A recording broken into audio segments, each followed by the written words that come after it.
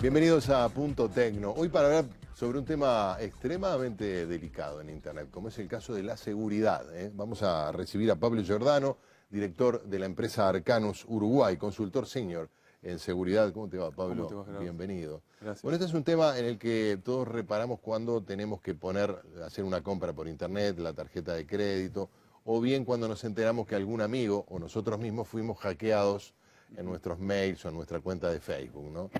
Cosas que uno se entera que pasa demasiado frecuentemente. Bueno, ¿cuáles son los criterios generales que habría que adoptar para protegerse como usuario en Internet? Bien, mira, la mayoría de esos ataques, cuando uno compra en sitios relativamente conocidos, la mayoría de esos ataques están atados a el robo de tu contraseña por el sitio donde lo utilizaste. Mucha gente compra, por ejemplo, desde un cibercafé, y en el cibercafé, o el dueño del cibercafé, o un vecino de máquina, o lo que sea, te roba la contraseña, y eso es lo que más se conoce como el término de hackear. En realidad, por ejemplo, un sitio como Amazon no es vulnerable. Si hubiera una vulnerabilidad en Amazon que permitiera robar, sería públicamente conocido enseguida. Eso no ocurre. Hay mucha gente que lo que le sucede es que le roban la contraseña de su cuenta cuando la está ingresando, comprando en Amazon, y después alguien la utiliza y compra. Le roban la contraseña en un cibercafé. En un cibercafé, en un sitio público, en el shopping, si lo usás desde el celular, si chequeas la cuenta del banco desde un sitio público, usando un sitio Wi-Fi público, de los que hoy día hay un montón. Pero también en empresas grandes, bueno, obviamente algún funcionario también puede ocurrir dentro de las utilizar. Claro. Sí. Eso depende de la configuración de seguridad que se le dé al navegador.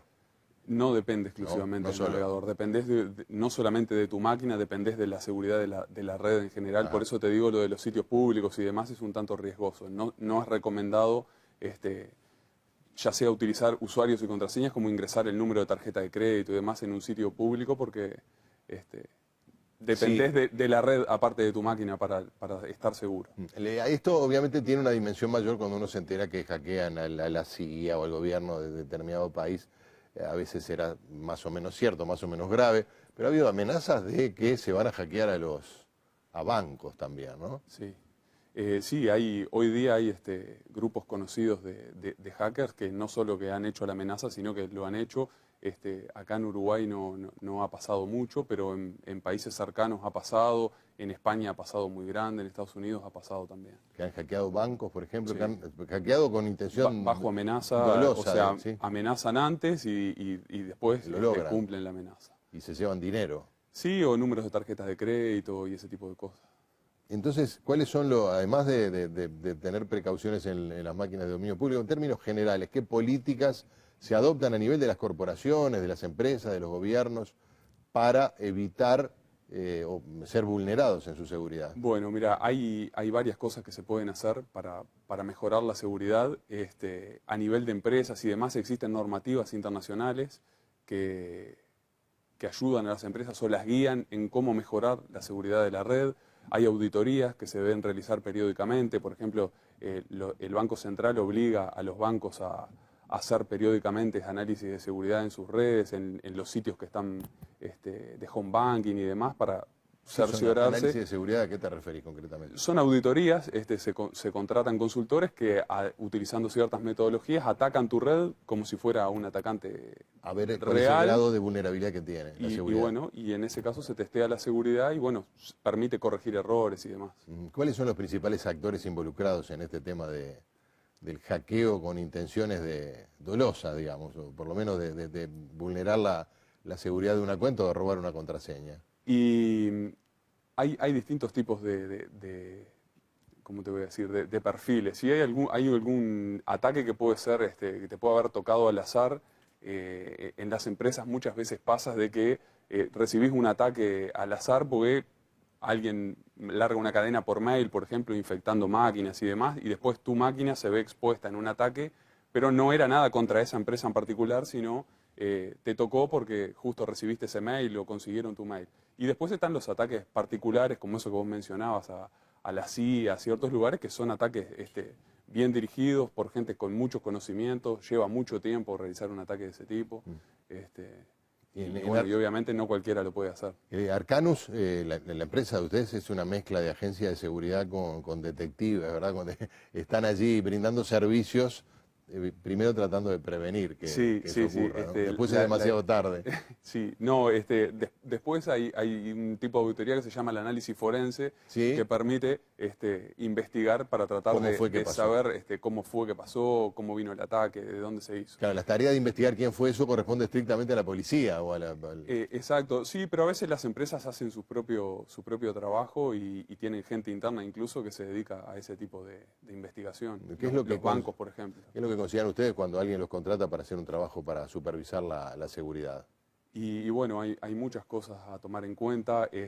Normalmente lo primero que se hace es ver dónde está parada la organización a nivel de seguridad, qué es lo que tiene implementado para a partir de ahí poder ir avanzando.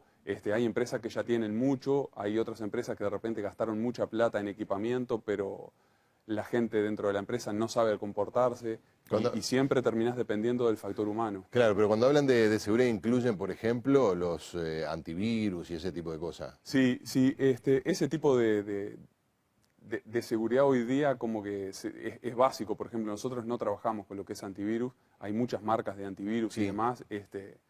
Más allá del gusto o de cierto diferencial en el funcionamiento, básicamente todos hacen lo mismo, entonces como que eso no se considera como un punto hoy día a prestar mucha atención en seguridad. Ya tiene que estar desde la base. Como un estándar ya. Claro, si no tenés antivirus, ni siquiera podés arrancar a conversar de seguridad. ¿Y después qué hay que tener? Y después de eso, bueno, seguridad en la red, en el perímetro, cortando los ataques que puedan venir desde el exterior, también desde la red interna. Muchos ataques y a veces de los más dolorosos vienen de empleados molestos o administradores de la red que se fueron enojados y dejaron hemos visto muchos casos de empleados que se van a ir y antes de irse borran una base de datos o borran un montón de documentos que O son... sea que el respaldo de los datos es parte de las políticas de seguridad de una empresa. Es una de las cosas que más se destacan en la política de seguridad. ¿Y cómo te entran en la red? ¿Te instalan una especie de troyano o de algún programita que termina reportándose a quien lo instala? Sí, eso es un ataque común, pero también hay ataques que se llevan a cabo basados en lo que se llaman vulnerabilidades, que son fallos que traen los sistemas operativos, las distintas aplicaciones, los servidores web, y que permiten, luego de explotada la vulnerabilidad, poder tomar control de equipos dentro de la red y a partir de ahí hacer lo que se quiera con la información. Esos ciberdelincuentes tienen obviamente un conocimiento muy sofisticado del software y son programadores, ingenieros. Sí, tienen muy alto conocimiento. Lo que se denomina en nuestro ámbito, lo que se denomina un hacker.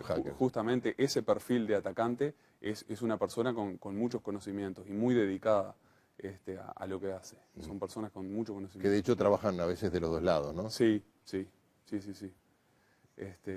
Es realmente interesante porque además uno piensa en el trabajo que debe dar, intentar vulnerar o encontrar los puntos vulnerables de una red.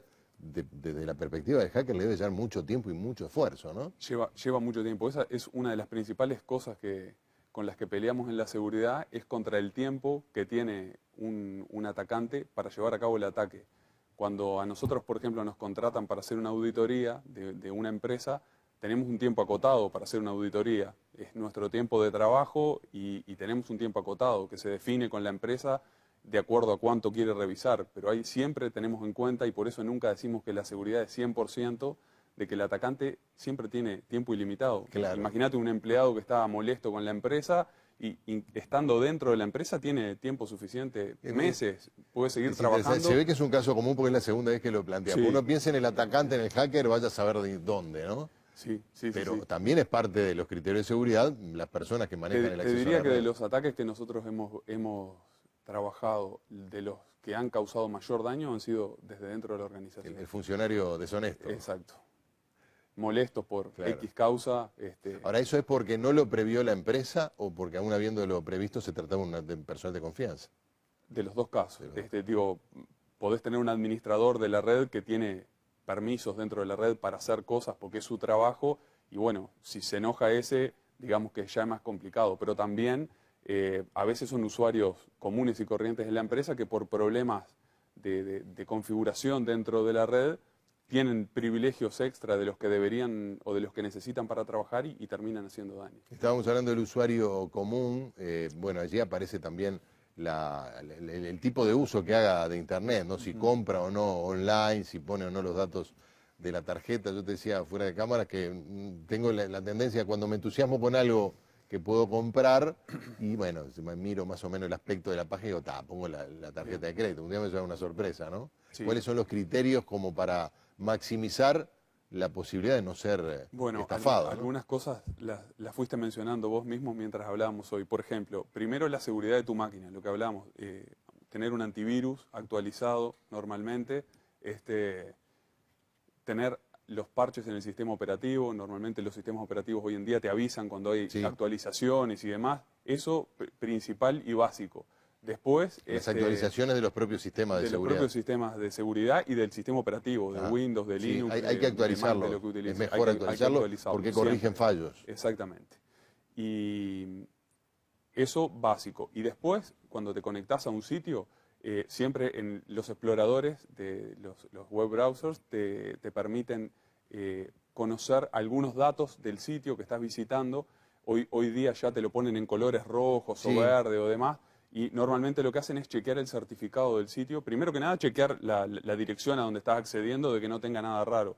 Vos mencionabas, por ejemplo, que comprabas en Amazon, de chequear que la dirección arriba diga www.amazon, que no diga muchas cosas raras. Porque el tema de la actualización, tiene que actualizar su cuenta. A veces llegan bancos con los cuales ni siquiera tenés cuenta, ¿no? Sí. Pero que en general son estafas porque los bancos no utilizan ese tipo de sistemas para Eso es un ataque conocido que se llama phishing. El phishing, claro. Pero si reparás, en realidad te encontrás con direcciones que no tienen el dominio del banco. Son copias de los servidores donde obviamente antes de que tus datos sean válidos, normalmente en el phishing lo que se hace es te hacen ingresar tus datos, obviamente eso el atacante se los va a guardar y después te redirecciona contra el sitio verdadero.